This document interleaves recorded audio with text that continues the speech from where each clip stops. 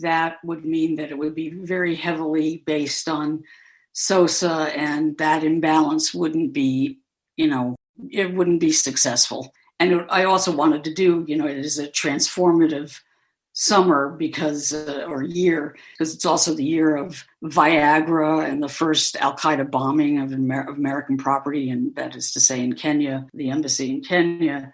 And it was Clinton and Lewinsky. And then I realized, oh my God, I'm giving myself, a ridiculous task, because now I'm going to have to master all of that stuff. Right. And I just, Babe took me 8 years, and I don't want to give 8 years to any book again. So no, I'm looking for ideas.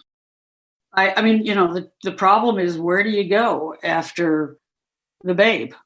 Mickey was a hard book for me to write because of my own, attachments and confronting that childhood obsession. But there were sources, people were alive.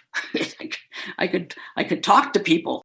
Babe was, I scrounged up a bunch of people, which took a lot of time, but it was also very heavily a book based on archival searches and newspapers, reading the fine print from little newspapers in towns where he and Lou Gehrig visited in the fall of 1927. And I don't want to do that kind of book again. I want to be able to talk to people again. All right, well, the book we talked about today is called The Last Boy, Mickey Mantle and the End of America's Childhood, and our guest today has been the author, Jane Levy. Jane, thank you so much for being with us today. You're a dream. Thank you. You're an author's dream. I'm so grateful. All right, well, thank you, everybody, for listening, and we'll see you next time on Baseball by the Book.